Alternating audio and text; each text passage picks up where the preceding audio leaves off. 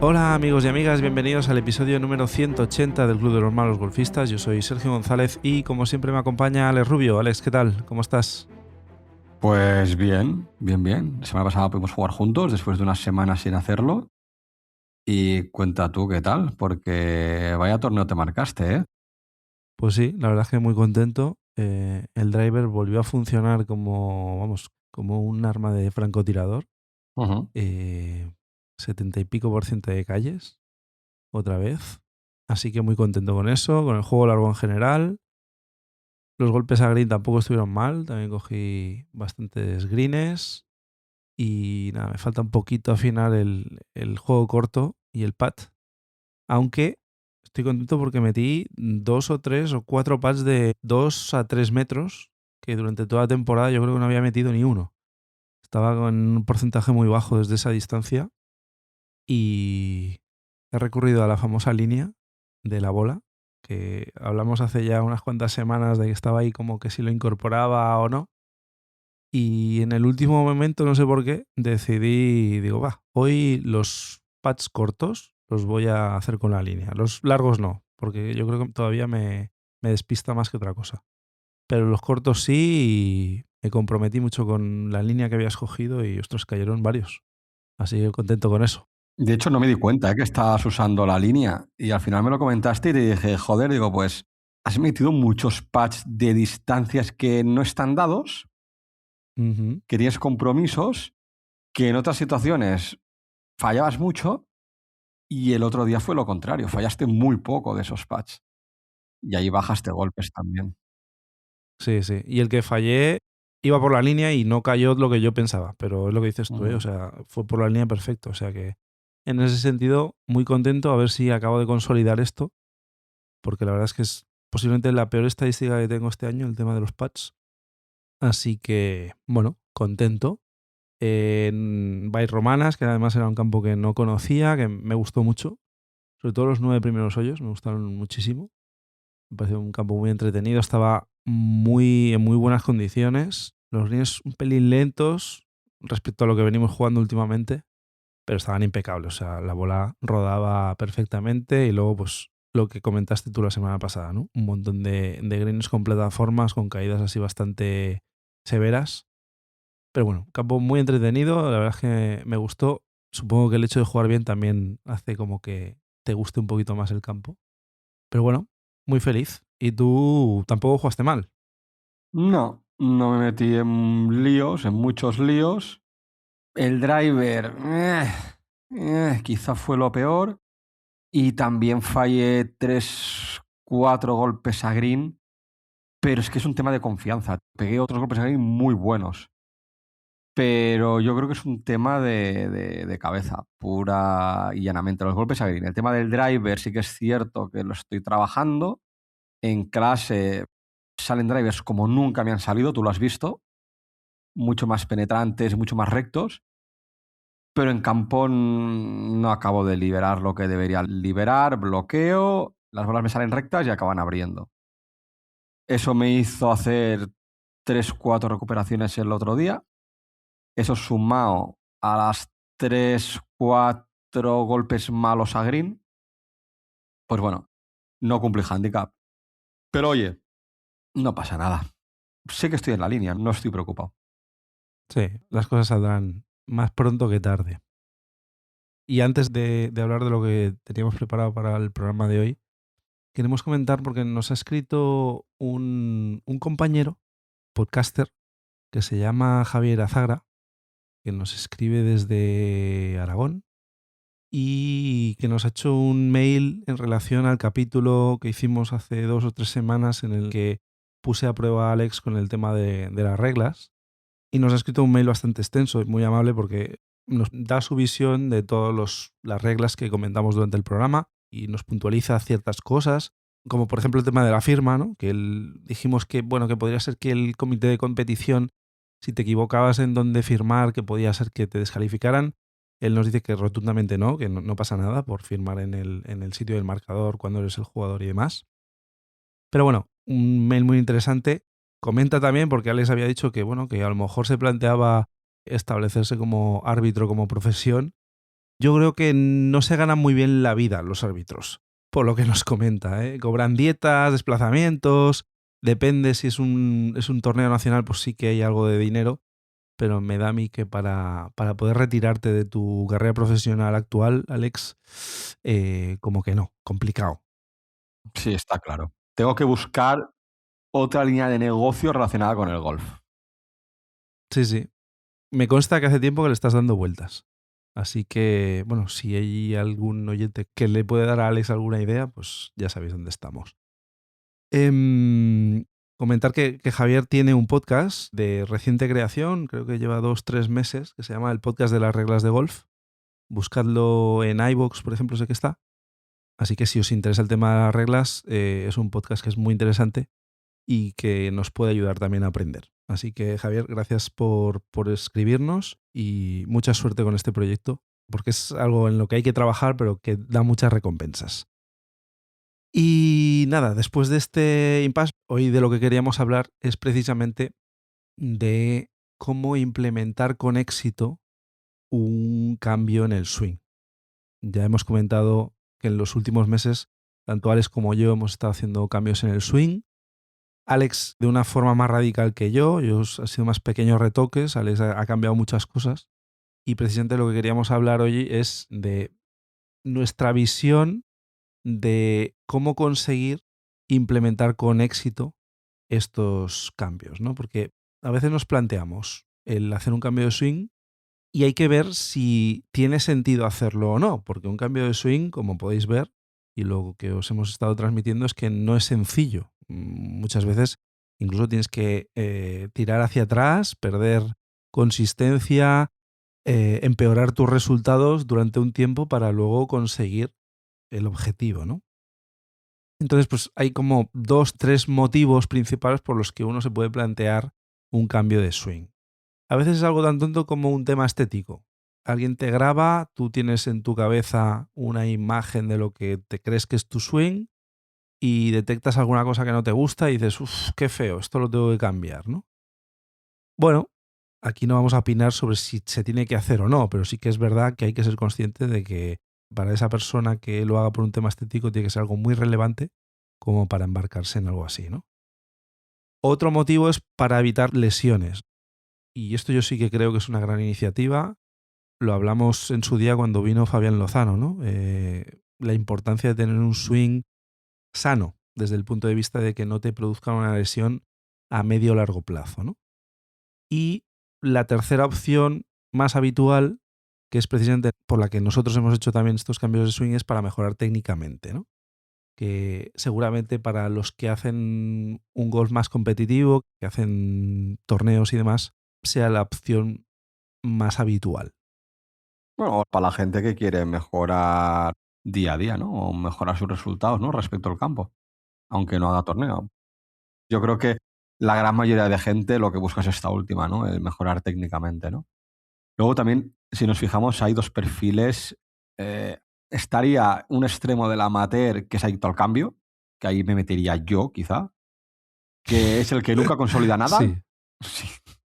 Y siempre está con tips y cambiando cosas y probando cosas. ¿Y qué pasa aquí? Que nunca consolidas. ¿No? Lo estoy cambiando, ¿eh? Yo este invierno que me he propuesto he hecho un cambio radical gordo, pero solo estoy centrado en eso. Evidentemente podría hacer más cambios, pero no, solo estoy centrado en eso. Y luego está el otro extremo, que es el amateur, que a lo mejor debería cambiar, pero es reacio a cambiar porque dice, bueno, yo llevo así toda la vida, aunque tengo dolor en la espalda, sufro de slice, pues bueno, pues me voy más a la izquierda para que la bola acabe en calle, ¿no? Es decir, hago compensaciones, pero mi estabilidad es nula y me da miedo ese cambio, ¿no? Entonces, claro, aquí nos deberíamos plantear ciertas preguntas. ¿Tu swing te impide disfrutar del golf? ¿No te gusta cómo se ve tu swing? ¿Eso te afecta? Hay diferentes preguntas que nos tendríamos que hacer para plantearnos o no el cambiar el swing, ¿eh? Yo te lo digo claramente, yo la mía es por mejorar técnicamente. A mí, yo sé que mi swing no es lo más bonito y sobre todo el finish desde que impacto la bola hacia el final, pero en eso ni pienso. Busco hacer el finish pero el tema estético a mí no me afecta. Mientras la bola vaya para adelante y haga pocos golpes, como si hago el pino puente en el finish. ¿Sabes lo que te digo? Sí, sí. Sí que es verdad que yo te veo con un perfil así muy adicto al cambio, al menos hasta ahora. Veremos si este cambio, que ha sido bastante radical, posiblemente el cambio más grande que hayas hecho desde que empezaste a jugar, hace que luego cuando estabilices durante un tiempo estés tranquilo o irás a buscar otra cosa. Me da a mí que vas a ir a buscar otra cosa, conociéndote. Sí, ya te digo yo que sí, pero no tan radical. Bueno, dicen que durante la vida golfística de un jugador, cambios radicales no se hacen muchos. Se pueden hacer 2, 3, claro, depende el tiempo que llegues a jugar, ¿no? Y también en cómo te cambia el cuerpo con el hecho de ir cumpliendo años, ¿no? Y perdiendo flexibilidad, movilidad y demás. Pero evidentemente cambios gordos como el que estás haciendo, no creo que lo vayas a hacer cada año. Claro, hay muchos amateurs que intentan hacer un cambio de swing, pero que en realidad fracasan. Y muchas veces no fracasan porque los consejos que les den la persona que les está guiando, generalmente su entrenador o su profesor de golf, sean malos, sino porque en muchas ocasiones pasa que no acaban de entender el proceso, porque esto no deja de ser un proceso. No es únicamente una solución a un problema técnico, sino que está también relacionado con un proceso psicológico. Tienes que ser muy consciente de que vas a pasarlo mal durante un tiempo. Hay muchos jugadores que quieren resultados inmediatos, que no tienen paciencia, y evidentemente un cambio de swing importante requiere un tiempo. Y básicamente lo que hacen es abandonar demasiado pronto. Se desencantan con esa intención que tienen de cambiar, no ven los resultados rápido y puede ser por un tema de impaciencia, puede ser un tema de ego, acaban dejándolo de lado, ¿no? Claro, aquí nos podemos plantear, ¿no? ¿Por qué es tan difícil cambiar un swing? Y tú lo has sufrido, Alex. Bueno, al final, cada uno tenemos un swing interiorizado, un swing en el que no pensamos, está totalmente automatizado. Es decir, si tuviéramos nuestra mente en blanco y solo ejecutáramos el movimiento una y otra vez, haríamos siempre el mismo swing. Si nuestra cabeza no existiera y nos dieran un botón y nos dijeran, haz tu swing de golf, haríamos el swing que tenemos interiorizado, ¿no? Entonces, ¿qué pasa? Que cuando cambias los patrones, pongo un ejemplo muy tonto. Una persona que tiene el grip muy débil y las bolas se le abren y está cambiando a un grip más fuerte para que llegue la cara más cuadrada o más cerrada al momento del impacto, va a trabajar ese cambio de grip. Pero si no piensa en ello, su tendencia va a ser ir siempre a lo cómodo. ¿Y lo cómodo qué es? Lo que tenemos interiorizado. Entonces, ¿qué pasa? Que ese proceso de cambiar en este caso el grip, muchas veces cuando tú tienes un grip débil y quieres pasar a un grip neutro, tu profesor o entrenador no te mete el grip neutro, te mete a lo mejor un grip extremadamente fuerte para que veas el otro extremo. Y como tu cerebro va a ir tendiendo a lo que hacías, pues no va a acabar en débil, sino que a lo mejor acaba en neutro, ¿no? Entonces, claro, no es un cambio de hoy para mañana. Hay cambios estáticos y cambios dinámicos, ¿no? Los estáticos serían, pues, por ejemplo, el stance, el grip, es decir, cosas que haces en parado. Y el dinámico, pues, es cómo pongo el codo derecho en la bajada o cómo quiebro las muñecas, es decir, cambio en movimiento, ¿no? Entonces, claro, un cambio estático es más fácil que un cambio dinámico, pero aún así, cualquier cambio requiere su tiempo de incomodidad, de sentirte raro, de notarte raro haciendo el swing y de perder consistencia.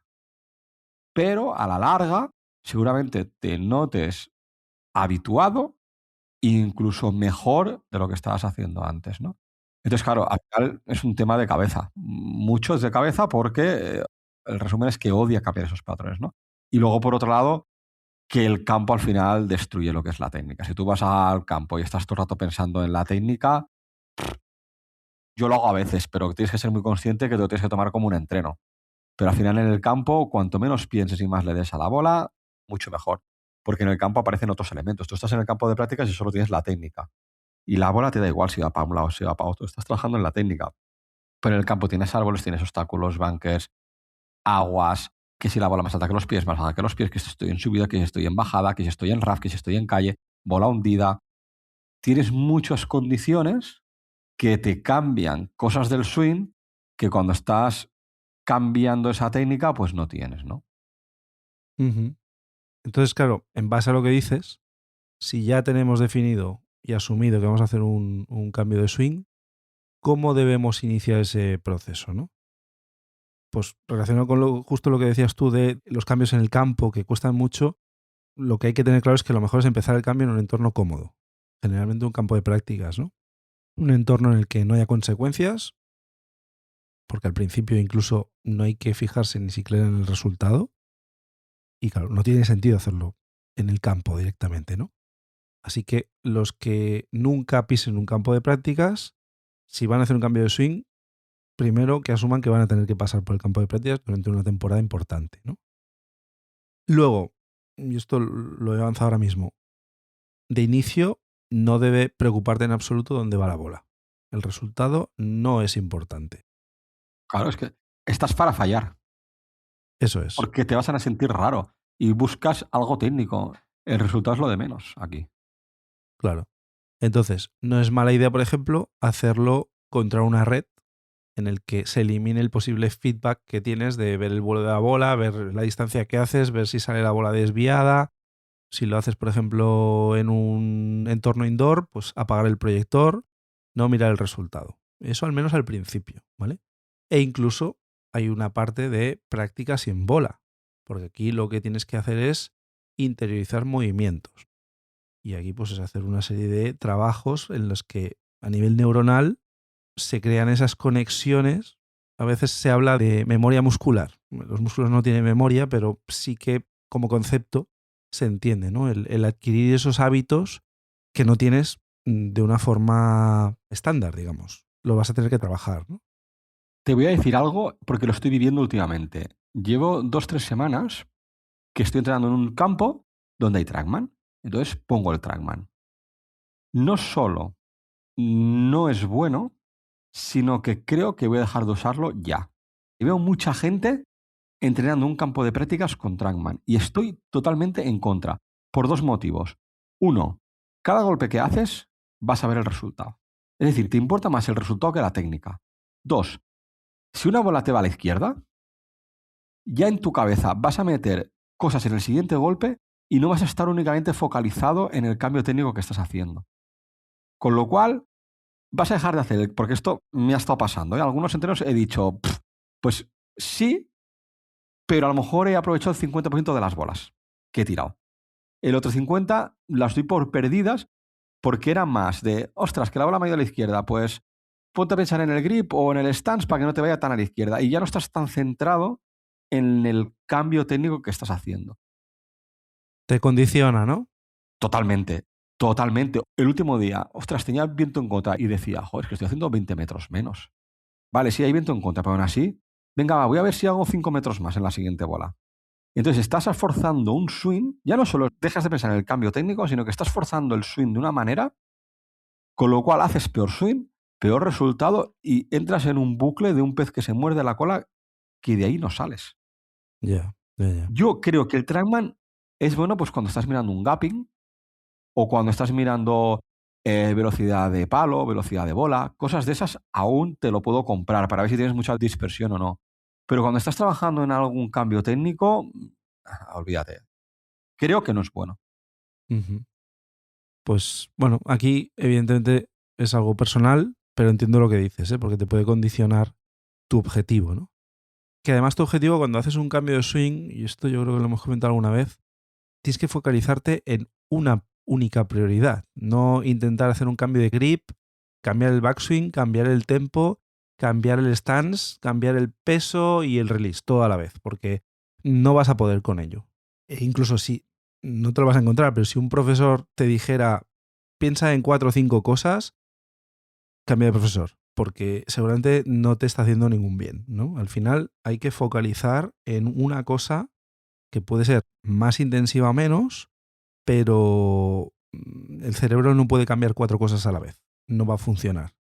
Entonces, lo que hay que intentar es cambiar el patrón de una forma muy consistente en un único aspecto. Porque además deberías hacerlo de una forma más o menos rápida, sin preocuparnos demasiado por el resultado y sabiendo que no lo vas a consolidar. Pero si tú lo que quieres es, por ejemplo, mejorar el ángulo de ataque, en 1 o 2 sesiones, con los tips que te pueda dar tu profesor, deberías mejorar en ese ámbito. Otra cosa es que vas a tener que pensar para hacerlo, pero el cambio lo tienes que asumir rápido. Al menos la técnica o la teoría la tienes que asumir y tienes que saber lo que tienes que hacer. Luego tienes que entrenarlo tú, tienes que interiorizarlo, incluso ponerlo en práctica en el campo y tienes que pensar en ello. Pero no tienes que estar 4 meses que tu profesor en todas las sesiones te diga: pon la bola más al pie derecho, quiebra así, sube asá. No, al final las 3 4 cosas para cambiar ese ángulo de ataque ya las tienes que saber. Otra cosa es que las tienes que entrenar y tu profesor te puede chequear. Oye, mira, pues, ¿en qué estás pensando? Pues en esto, en esto, en esto. Vale, pues de estas 4 cosas que tienes que pensar para hacer el cambio de ángulo de ataque con los hierros, estoy viendo que estás haciendo 3. Vamos a revisar este cuarto que no estás haciendo. Entonces, a lo mejor dedicas una clase para revisar ese cuarto. Sí, al final son como microiteraciones que además tú lo has avanzado antes. A veces el profesor te va a llevar a un extremo que no es donde realmente quiere que llegues, sino que se va a pasar de largo porque así luego con tus hábitos dominantes acabarás compensando y llegarás al punto óptimo, ¿no? Ujú. Y habrá gente que se preguntará, vale, pero ¿cuánto debería durar un cambio de swing, ¿no? ¿En cuánto tiempo deberíamos tenerlo? Aquí depende evidentemente de cada jugador y del tiempo que puede practicar. Totalmente. Depende de cada jugador, del tipo de cambio, del tiempo que tengan para entrenar, de las clases que haga, del tiempo que tenga para jugar. O sea, hay muchísimas, muchísimas variables. Se te puede durar desde cambios desde 2 semanas hasta incluso te diría varios meses. Al final, cada uno tiene que ser consciente del tiempo que tiene, de la dedicación que le mete y de si juega torneos, no juega torneos, si entrena en campo, no entrena en campo. Entonces, bueno, hay que ir al campo de prácticas, en este caso, con un objetivo claro, y es las bolas que pegues, estar concentrado única y exclusivamente en ese cambio. Ujú. Pero bueno, para que os hagáis una idea, Alex, por ejemplo, está haciendo un cambio importante en el swing. Puedes llevar 3 4 meses fácilmente, Mm. incluso alguno más, ¿no? Con lo cual, si te planteas un cambio de este tipo, cambios, por ejemplo, dinámicos, ¿no? Lo que decías tú, que son los que son más difíciles de consolidar, evidentemente, si tú vas a competir, te tienes que hacer un calendario previo con tu entrenador y decir, vale, pues me voy a reservar 3 o 4 meses sabiendo que mis competiciones importantes o el circuito que estoy jugando va a estar durante estos meses, pues sabiendo que voy a tardar en consolidarlo y que voy a pasar unas cuantas semanas haciendo malos resultados, pues en base a eso te tienes que, evidentemente, poner una planificación en el año, ¿no? Habitualmente, pues cuando se hacen los cambios, pues en la época de invierno, que a lo mejor es cuando hay menos torneos, menos campeonatos, los circuitos se paran, ¿no? Pues se aprovecha esos 3 4 meses para introducir esos cambios y que a lo mejor no tengas el cambio del todo introducido cuando empiece de nuevo la temporada, pero bueno, ya estés en la recta final, ¿no? Y al final pensar que cada cambio, lleve lo que lleve, normalmente tiene 4 fases, o identificamos unas 4 fases. La primera que llamaríamos como una luna de miel, es decir, que estás súper motivado, una concentración extrema, al final tienes mucha conciencia por hacer ese cambio. La segunda sería, entras en modo depresión, de que no sabes ni cómo le pegas a la bola, te pones a la bola y no sabes ya ni qué hacer con ese swing. Es decir, te da la sensación de que ahora has perdido todo y que no sabes ni darle a la bola, ¿no? Luego, si sigues creyendo en ese cambio, empiezas a ver esos destellos, que básicamente yo creo que estoy ya acabando esa fase, es decir, que noto que le estoy pegando mejor, noto que el cambio está más interiorizado, empiezan a salir mejores golpes, pero todavía por los resultados que tú esperas, pues no salen, ¿no? Y la fase 4 ya sería pues cuando ya has conseguido transferir todo ese cambio al campo de manera global y de manera completa, y digamos que ya no tienes que pensar en ese punto de la técnica en el que tenías que estar pensando todo el rato, ¿no? Eso es. Claro, además, el proceso puede tardar más o menos. Por un lado, según lo rompedor que sea el cambio de swing, pero también si lo haces solo, lo haces acompañado, ¿no? Porque a veces hay gente que se lo puede plantear, decir, me voy a embarcar yo a hacer este cambio de swing, yo no hago clases con nadie, pero evidentemente hoy en día tenemos una cantidad de información accesible en YouTube, por ejemplo, cientos de profesores ahí subiendo vídeos, puedo recibir tips de todo tipo, con lo cual puedo hacer el cambio por mi cuenta o hacerlo con un profesor, que es lo generalmente más aconsejable, ¿no? Depende también qué tipo de cambio es. Si es un cambio ligero, pues a lo mejor puedes embarcarte tú solo, intentarlo. Depende también del nivel de partida del jugador. Si es un jugador principiante, él solo lo que va a hacer es coger vicios que luego le van a costar quitar. Y un poco al hilo de lo que hablaba Alex, pues depende también de lo comprometido que estés tú con esa intención de cambio y tu fortaleza mental, ¿no? Porque cuando lo haces solo, esto es como el que va al gimnasio solo. Tiene muchos más números de dejarlo cuando las cosas empiecen a costar. Mientras que si tienes un profesor que va a estar ahí detrás, que no va a permitir que te despistes, que te va a dar tips muy inmediatos y va a provocar que eso haga que el cambio sea mucho más rápido, pues seguramente sea la opción más válida, ¿no? No es mala idea también ir grabándote, igual no durante la sesión con el profesor, pero cuando luego practiques por tu cuenta, porque hay una parte de trabajo personal, evidentemente, y ese feedback luego puede ayudar al profesor a acabar de corregir ciertos aspectos, ¿no? Y luego hay que ser muy consciente de la gestión de expectativas. Vamos a perder consistencia, vamos a ir para atrás. Si crees en el proceso, paciencia, llegará. Da la sensación de que a lo mejor hay veces que estás metido en un túnel, ¿no? Hablamos de esa fase 2 antes, ¿no? De que entras en una frustración completa. Pues cuidado, es muy importante aguantarla. Aunque se alargue un poco más esta fase, hay que aguantarla. Y durante esa fase, si juegas torneos, como ha sido mi caso, o si vas al campo a jugar, ser muy consciente de que a lo mejor te lo tienes que tomar todo como un mero entreno y no esperar ningún resultado, que el resultado no esté por encima del cambio. Damos 2 pasos para atrás para dar 3 para adelante. Ujú. Y luego aquí hay un peligro, al hilo de lo que hablaba yo antes de la cantidad de información que hay. Hoy en día cualquiera te da consejos de swing. O sea, todos hemos recibido algún consejo de swing de otro amateur que no es especialista en la materia, ¿no? Y yo hasta los he dado a veces, Exacto. erróneamente. Todos lo hemos hecho. ¿Qué pasa? Que esto es muy peligroso porque como generalmente tú esto seguramente lo compartas con tus colegas, decir, oye, pues estoy haciendo tal cambio de swing. Ostras, pues yo vi un vídeo o a mí me viene bien esto y con toda la buena intención del mundo ellos te pueden dar un tip que puede ser milagroso en el sentido de que te digan, no, vas a avanzar mucho más rápido si haces esto, te ponen el caramelito, acabas pasando de lo que habías hablado con tu profesor, lo que habías trabajado durante la semana, y luego resulta que el tip este que te habían dado milagroso para ti no funciona, ¿no? Porque esa es la otra vertiente. Hay cientos de profesores en YouTube que te dan tips de cómo corregir el slice. Pero no todos los tips te tienen que servir a ti. Cada persona tiene un swing, cada swing es un mundo y un tip que le puede funcionar a Alex puede no funcionarme a mí. Y claro, nosotros como amateurs seguramente no detectemos cuál es el tip que nos venga bien y el que no. Con lo cual eso es muy peligroso. Entonces a la hora de manejar las expectativas hay que tener mucha paciencia. Pero bueno, luego hay algunas señales que nos pueden decir, oye, el cambio lo estás haciendo bien.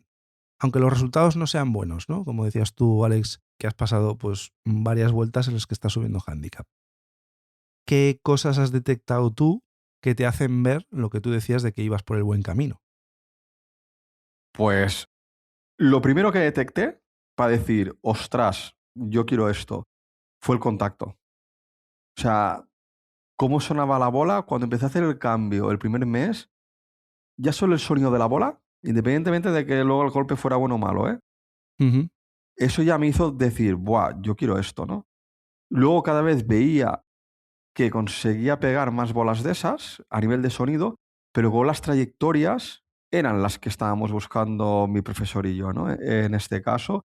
Y la bola más profunda, mejor pegada, menos dispersión y cada vez consigo repetir más ese tipo de golpes, ¿no? Sí que es cierto que durante el proceso quizá tengo que volver a pensar un poco más, o sea, dejé de pensar bastante en el cambio porque lo notaba bastante estabilizado, pero creo que estoy empezando a cometer algún error que no debería cometer, con lo cual estoy intentando curarlo, volviendo a pensar un poco más y estar otra vez más centrado en el cambio. Claro, hay veces pues que te da la sensación de que lo tienes hecho y lo que hablábamos, ¿no? Que al final lo más habitual o lo más cómodo que viene de tiempo atrás es lo que intenta ganar por tu cerebro y tienes que seguir insistiendo, insistiendo, ¿no? Pero sobre todo el notar el contacto y menos dispersión.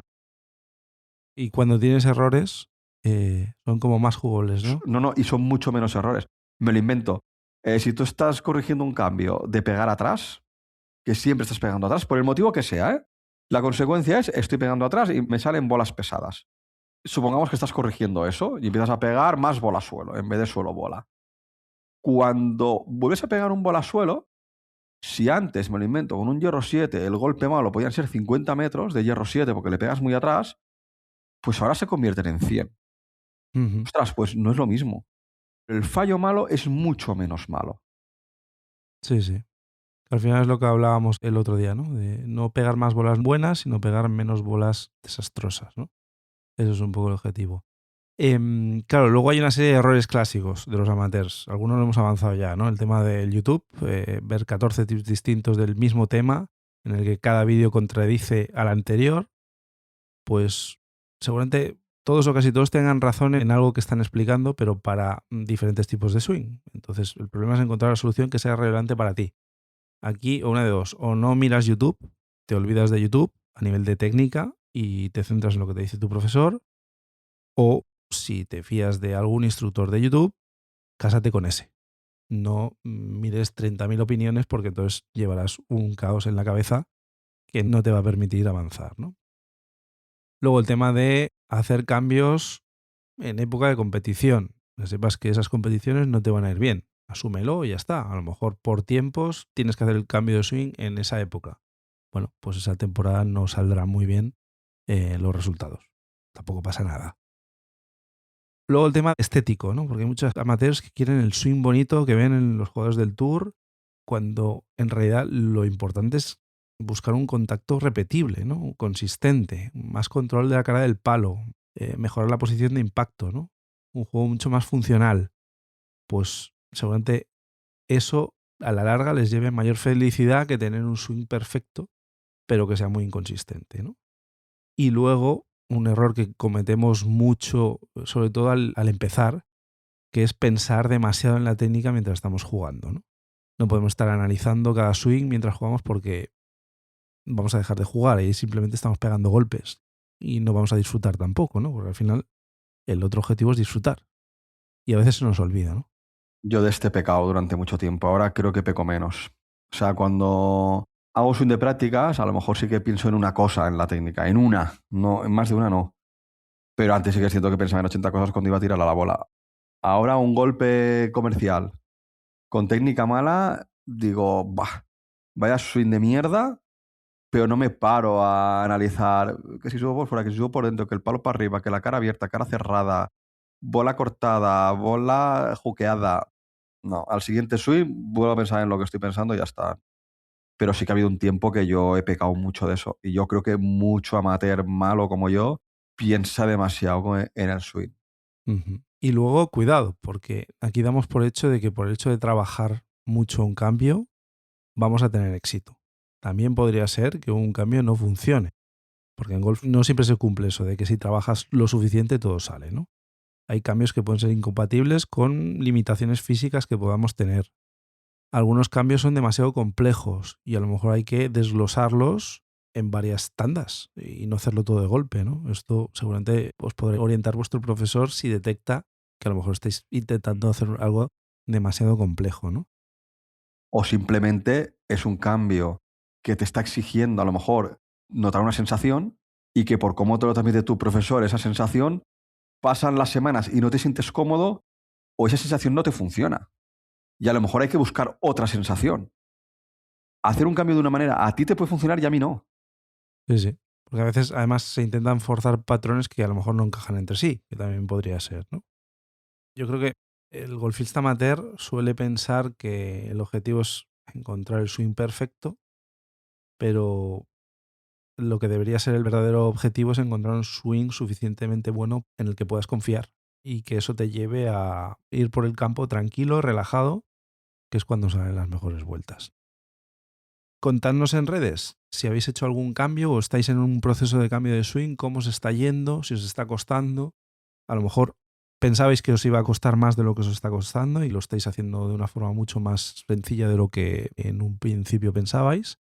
o si estáis planteando hacer un cambio de swing, ¿cómo lo afrontáis? Os recordamos que estamos en X y en Instagram, en Malos Golfistas. Tenemos también el correo electrónico malosgolfistas@gmail.com.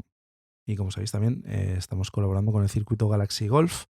Hay un torneo a final de este mes, el 29, 30 y 31 de mayo en Costa Dorada. Torneo del circuito Galaxy, de la Galaxy Cup y de la Galaxy Golf League. Las inscripciones ya están abiertas. Ya sabéis, galaxygolf.net. Os agradecemos a todos los nuevos suscriptores y a los que lleváis tiempo con nosotros en el club. Os recordamos que estamos en las principales plataformas de podcasting, Spotify, en Apple Podcasts, en iVoox. Suscribiros para que os salgan las notificaciones de los nuevos episodios cada semana. Nada más, lo dejamos aquí por hoy. Os deseamos una muy feliz semana de golf y, como siempre, que vayáis a por el verde. Adiós.